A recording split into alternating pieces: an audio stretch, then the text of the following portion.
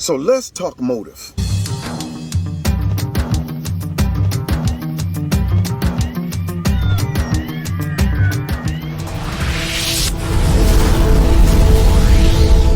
This video is brought to you by Extreme Tees. Click on the link below.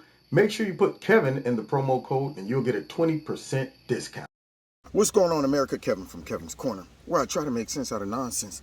And I saw a clip from Levin the other day talking about, racism. Something very, very sick about this. In totalitarian regimes, whether they're Marxist, whether the Third Reich type regimes, fascist or whatever, it is indoctrination, it is self-hate, it is dehumanization, all dressed up as progress and righteousness. You know, the mainstream media pretends that critical race theory, this is their new tactic, really doesn't exist. This is these white supremacists, all of you, including all of you who aren't white, by the way, rising up and trying to make an issue, and the Republicans trying to stir a pot and get clicks and so forth. That's not what's going on. The Democrat Party is now part of this radical element, and it's the biggest party in the country. And so it has to be defeated. The Democrat Party of slavery and segregation, of Jim Crow, is now the Democrat Party of American Marxism. Because apparently this is the #1 issue that America's dealing with somehow. It lied dormant for many, many years. It laid low under the radar. Every blue moon, we would have a symptom here and there. But for the most part, America has started to build up an immunity against racism. We use all that time to create all types of vaccines against racism, civil rights movement, civil rights act, all of that. But now all of a sudden, I guess the strain has changed, kind of like what they're saying happened to COVID. So we got a new strain of racism. It's called, critical race theory. It's called systemic racism. It's called all of these things. See, because all of a sudden it done came back. But did it? Or did someone bring it back? Was this virus just resurrected? Or did somebody just go ahead and change a couple things in the virus of racism, make some changes in that virus, and put it back out into society? Racism, racialization, white body supremacy is not episodic, it's structural. Remember that there were thousands of George Floyd before the one that you saw. Your bodily response to this horror, right, is not the same thing as you dealing with the structural aspects of it. Yeah, there are not thousands of George Floyds. There's no structural aspect. Many of these police departments have chiefs who are minorities. Every one of these major cities have mayors who are leftist Democrats, many of whom are minorities. There's not structural anything going on. I guess the Democrats and the liberal media is searching for a new cure for this, how to deal with this. But I don't think they're going about it the right way. So now I have to ask myself, what is their motive for doing this? Because it doesn't make sense. It defies all rationale and all logic. What do I mean by that? Well, it is basic human nature to protect yourself, to make sure that you look out for your future, you look out for your family's future, your kids or whatever. You don't destroy your own future, your own stability. You don't just willfully surrender over your power or something good. You don't just say, let me give that up if you're a rational person. And we all know that the Democrat Party, they are completely selfish. George Floyd's death became a deeply personal and racial tragedy for many Americans. For the first time, white people were becoming aware of their whiteness and the systemic way. No, white people were becoming aware of their whiteness? No, first of all, I'm an olive American. I'm not really white, not black, right? I'm kind of an olive American. But that aside, I don't look in the mirror every day and say, whoa, look at my whiteness. In fact, I never think about this. But now we know about our whiteness. And people know about their brownness and their redness and their blackness. That's too bad, because we're all red-blooded Yanks. They are self-motivated. So then my question to them and to everyone out there that's bought into this whole critical race theory and systemic racism, as we get bombarded every single day on TV all day, is what's their motive? Supremacy affects all of us. white people in particular get aroused, get upset, say, this is unjust, this isn't right, this shouldn't happen. There's like an awakening. You notice so far professors, hosts, and authors, not regular Americans in the streets, who think this is all bullshit. I don't care if you go in the Black community, the Hispanic community, and by the way, I'm starting to read that the Hispanic community has had about enough of the Black Lives Matter organization and that mentality. So now what's going to happen is you're going to have minority groups turning on minority groups and so on. This is typical, though. When you balkanize a society, when you tribalize a society, everybody goes to their corner, right? So this is exactly the opposite of what diversity and assimilation and freedom are supposed to be about. What's their motive for pushing this? If they know that ultimately this will destroy our society, it will destroy our country if they keep pushing this. So now, would it behoove them to push this knowing that it will fracture our society and will make us more vulnerable? If they were a part of the normal society that would have to deal with the impact of all of this division, then they would be against it. But because they are above it at this point, or at least they think they are, now they're pushing it. And so part of their racial identity development is seeing that awakening. What they do with it is really the next piece of it. In this episode, we're tackling white racial identity and why understanding your whiteness is integral to becoming... Okay, first of all, I thought I was told, and I read, and I write, that the Derek Bells and the Herbert Marcuses, the founders of this critical race theory, they argue that if you're white, you cannot possibly even comment on the Black experience. So why do we have a Black woman commenting on the white experience? The whole thing is insane. So then what happens at the end when society falls apart? Where does that leave them? Are they aware that this could happen and they're doing it anyway, saying, I'm going to shoot myself in the foot? Probably not. Self-aware as a white person. I'm Nicole Ellis, and this is the new normal. Why is white racial identity important? So here I'm raised about be colorblind. We honor Martin Luther King for good reason. The character, the content of your character, be colorblind. And one of the deep secrets about this whole movement is they hate Martin Luther King. They reject a colorblind society. They reject the civil rights movement. They reject the 64 and 65 Civil Rights Acts. They reject the Supreme Court decisions in Brown versus Board of Education and others because they're Marxists. And Marx hated socialists because he said socialists got in the way of a true revolution. And what they say about all these advances and progress in American society is this is nothing but a fig leaf to prevent a fundamental alteration of this white dominant society. So Martin Luther King doesn't even fit in. They're probably saying, I have a different motive. I'm not trying to destroy my own self. No. And I know this racism crap I'm pushing is fake and would destroy society. So what's in it for me? I am originally from a smaller town in Oklahoma. Whiteness was the default and whiteness was the comfort. Part of the structure of racism and the way that it's maintained is to keep us from recognizing that racism is a part of our daily lives. And so it's a longer... Racism isn't part of my daily life, you idiot. The hell is she talking about? Racism is a part of your daily life? Again, I don't even think about race. I got buddies who are Black. I got buddies who are Hispanic. I got buddies who are albino like that woman.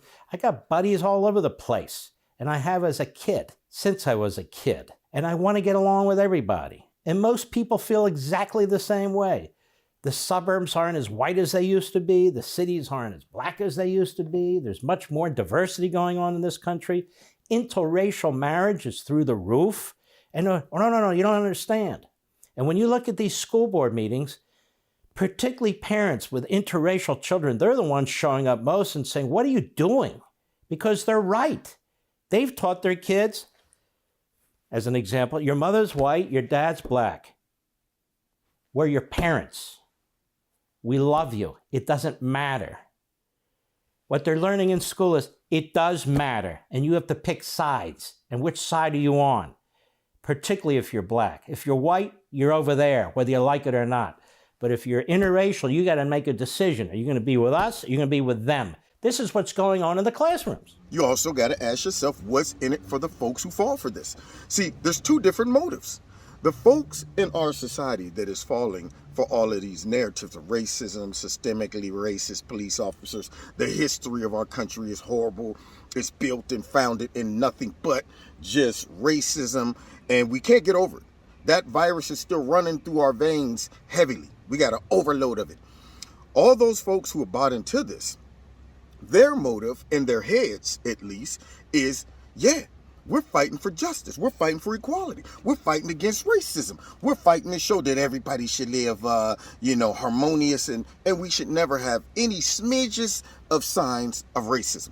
That's a good thought, good gesture. It's idealistic. And it is also the tool that they know that they can use to get those people on board, because that is not a rational approach towards racism. It's an emotional approach. Process of looking at your understanding of yourself in the world, both historically, but also contextually, the family you live in, the community you live in, and what role whiteness plays in that. The more you kind of dive into that, the more I'm really realizing how deeply rooted racism is into like my everyday thought process. No matter how much you work at that, there's still even almost more work to be done. It can never be resolved, you see. That's the nature of Marxism, too. The revolution must go on. So these people that are following this narrative and fighting for this narrative, in their heads, they're doing good. And they're looking out for all of the poor minorities. But in reality, they're about to hurt themselves eventually when this all comes falling down. So now, if you got them with a motive that I'm sure many of them think is pure, but they're going to find out it's going to result in a mess. Their motive is good, but the people that started this and is pushing this, is their motive good? It's Marxism. Anything to destroy the greatest country on the face of the earth. That's what's going on here. And think about what they would do. They never talk about who Marx is and the consequence of Marxism wherever it's been imposed. Marxism has never been voted into office. Ever. It's a relatively small percentage of the population that takes control of the government and takes power and then represses forevermore because they know the people would rise up with them. Motive good? Do they want to see harmony and see racial tension drop? Or do they want to see everything implode and fall to pieces? And if it did, why ain't they worried about it? Anti-racist culture does not exist among white people. White people got to start getting together, specifically around. Here we have another man who tells us that we cannot experience the experience of a black person, telling us about whites. So whites cannot be anti-racist, period. How do you like being talked about like this if you're white? How do you like being treated like this? It's really quite remarkable. Here we have a country that's over 60% white based on government statistics. It's always a hazard to discuss this because I don't like the way the government starts corralling people into racial groups and ethnic groups and for their own purposes. That's in and of itself a grave danger. But here we have a majority country that is said to be white or Caucasian or non-color or whatever you want to call it. Pretty damn tolerant, wouldn't you say? Since there's a minority within a minority that keeps trashing that 64% over and over and over again and telling them you're racist, your kids are racist, your grandkids are racist, whether you like it or not. Now, my family came here, my ancestors came here at the beginning of the 1900s from Russia. And every black person in this country is not the descendant of a slave. We have many recent immigrants from all over the world, Africa, south of the border, other parts of the world, who are black, who have no connection to slavery either. That's not a distinction that's made either. You're in this group or you're in this group. Why? Marxism. You're either the oppressor or you're the oppressed. There is no in between, and you have to pick. I'm going to have to use something I don't like to use, which is a reference of something that came from somebody evil in our past. You know how the Democrats always do it, and it ain't equivalent. But you know what it sounds like to me? When I look at these Democrats and these elitists, it sounds like they're trying to go with a Charles Manson approach. I mean, Charles Manson, his whole idea was, you know what? It's eventually going to be a race war. So let's go ahead and speed that process up. Let's create racial tension. Have black militants fight against white militants. And then what will happen is the white folks that are looking out for black folks and the social justice warriors and all of that stuff that we see on TV, all these white folks who think they're doing black people a favor by condemning themselves, condemning their past, their history, walking around, shaming themselves, embarrassed to be white, whipping themselves.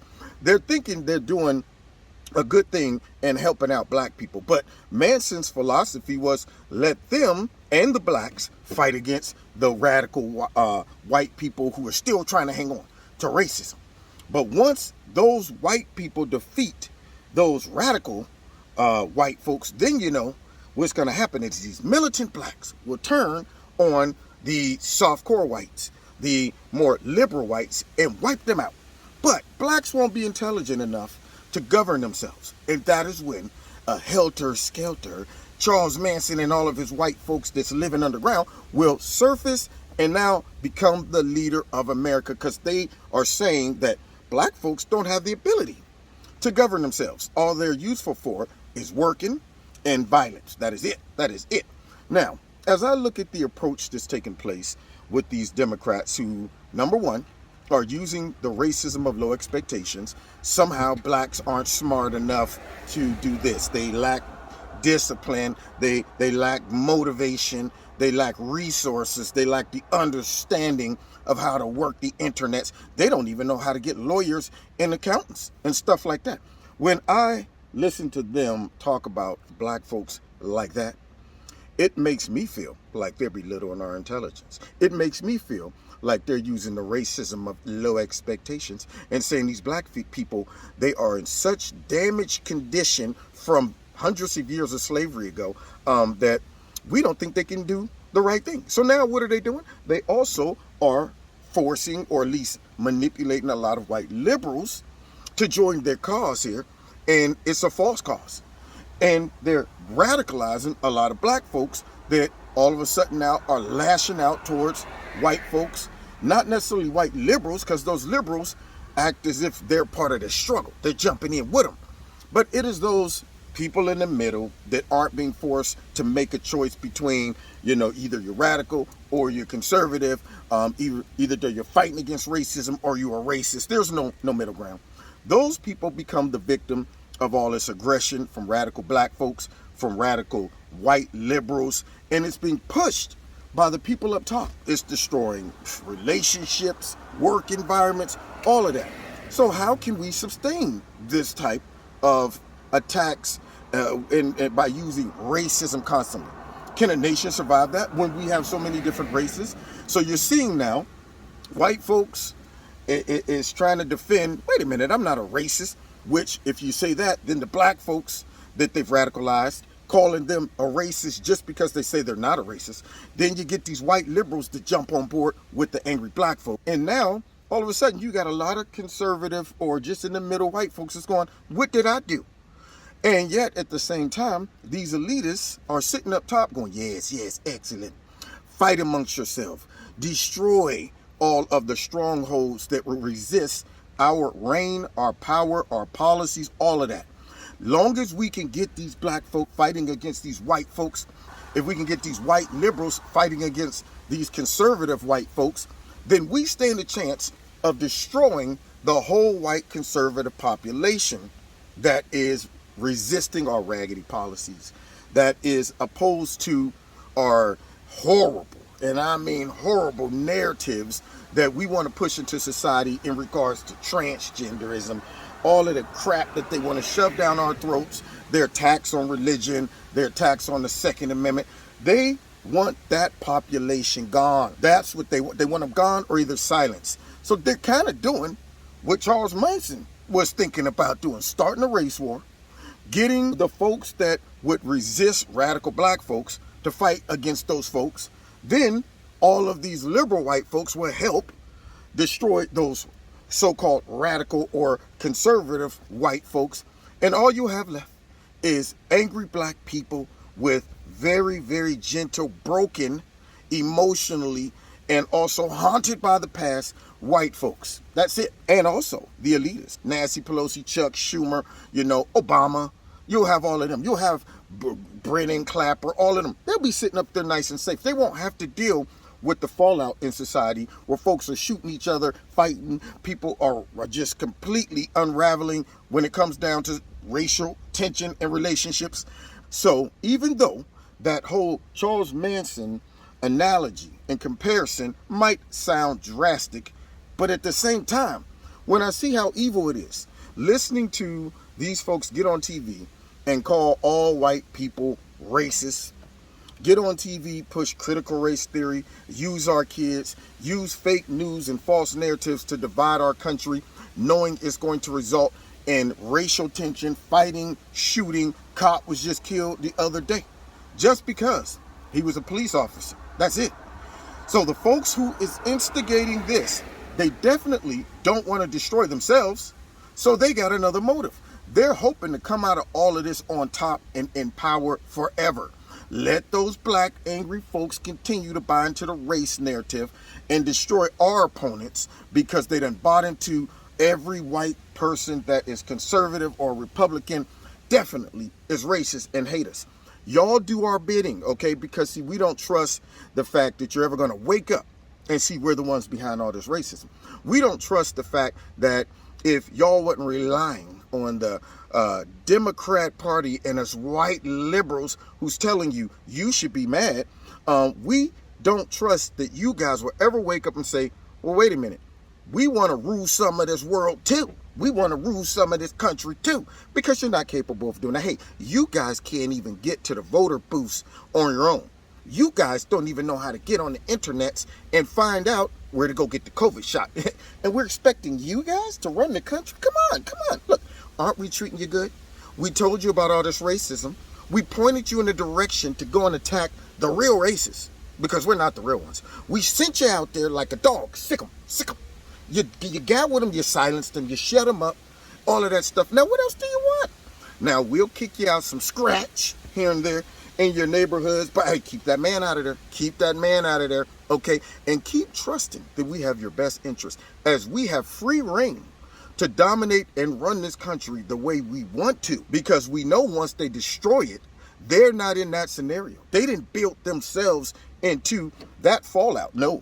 They definitely, extracted themselves from that scenario. They got the safety net. So use the black folks and the white liberals to destroy conservatives. And when all those conservatives are either silenced, gone, or whatever, then we will reign forever on top. Now, hopefully their diabolical scheme will be foiled based on some people just retaining some common sense and holding on to some American patriotism and values. But boy, I tell you, they are working overtime to push this mess. Therefore, we got to work overtime to resist this mess. Now, God bless you. God bless America. We'll see y'all next time in Kevin's Corner. Don't forget, follow me on Facebook, Twitter, Instagram, and all that good stuff. Oh, and Rumble in that jungle. All right? Check y'all out next time in Kevin's Corner. Take care.